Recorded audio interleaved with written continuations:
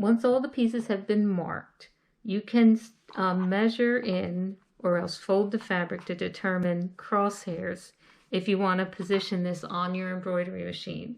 You would first place the back on the embroidery machine, center using the cross marks that you've put in place, and then simply position the top fabric or the face fabric onto the back and embroider. You could also pad stitch.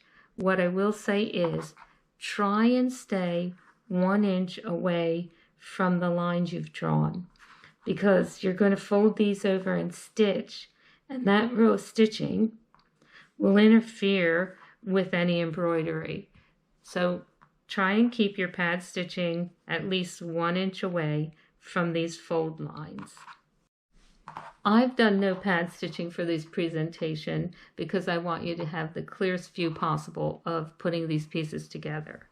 All I'm going to do is either pin or baste along these lines that are my centering lines to hold these pieces temporarily together.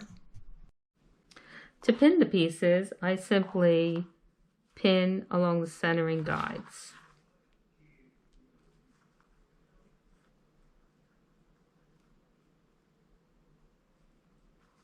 This really works only for small pieces. Then I actually pin along the stitching lines, flip over my piece, and make sure that it's captured the stitching lines on this side and this side. See, it's a little off here, so I'm going to readjust a little.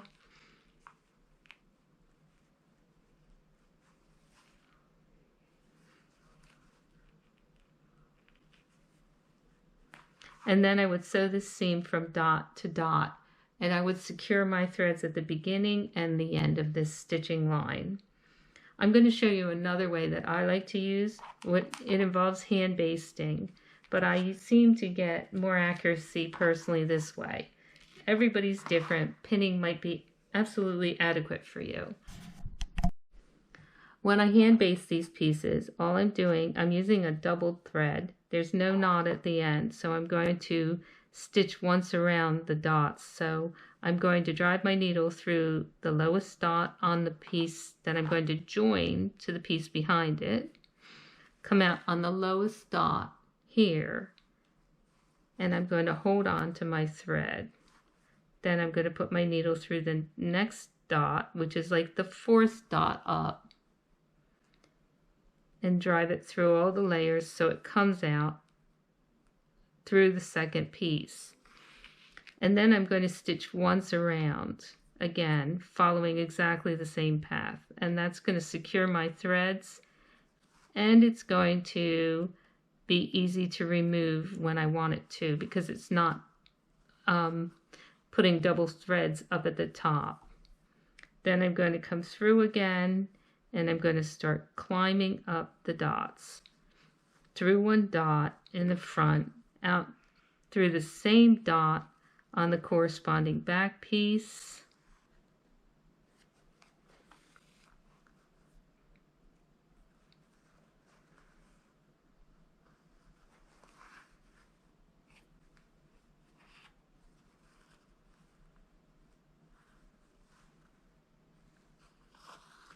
and finally, after the very top dot, I usually climb my thread down again, just hitting the same marks, but just going back down to the beginning.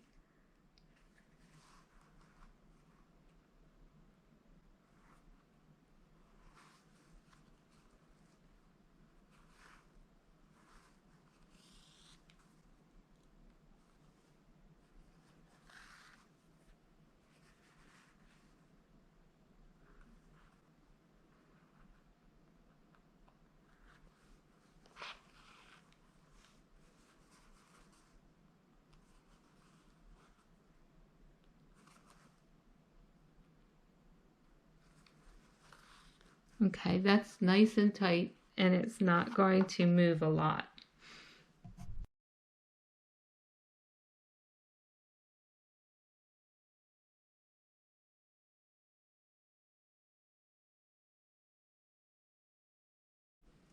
This is a short piece, and so sewing from one dot to the other dot is no problem. But sometimes, because things aren't perfect, one piece is slightly longer than the other. When that happens, I usually start sewing from the center to one dot and then backstitch.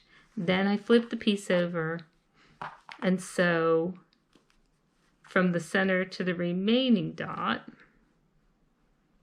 And I'm going to sew towards the heads of my pins, so from there to there, and back stitch. And this gives me an opportunity to kind of compress any areas that are too big. This seam is sewn. I started from the center, went to the end, and back stitched. And then I flipped the piece over, started from the center, laying the beginning stitches on top of my stitches that were already in place, stitch to this edge, and then back stitch.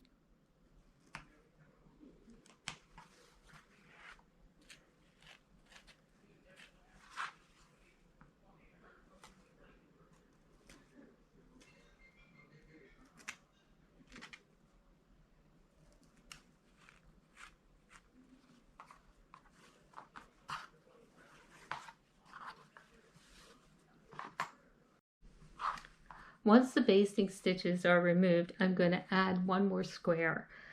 It feels normal to make a whole row and then start adding squares. We found that when you add one row to another row, the weight of the row begins to distort the stitches where you join them, and you rip out your stitches a lot more often to be more accurate.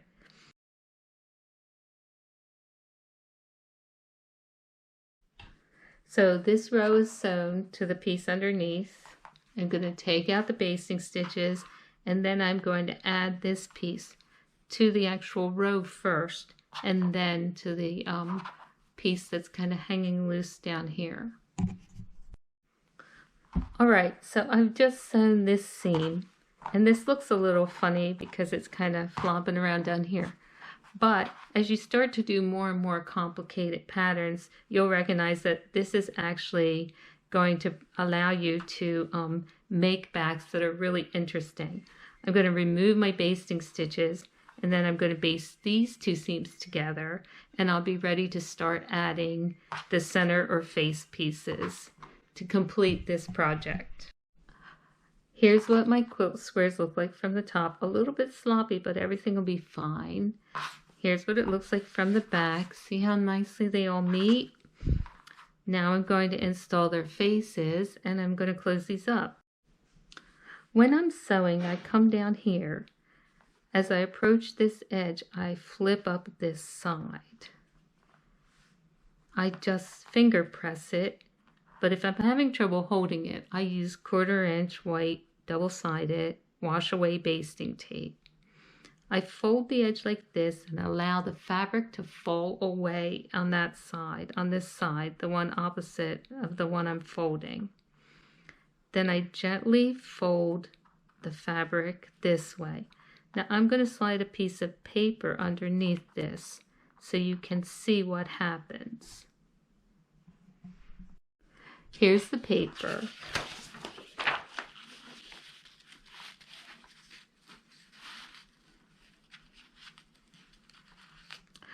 Notice right here there's a fold. That happens automatically. All this other fabric is left unfolded, and the benefit of that is that you have a lot of area where you can lay the folded edge for the beveled corner. You have a lot of fabric to catch underneath your stitches. Then I'm going to stitch down, pivot, stitch back up, and continue sewing until all my corners are turned.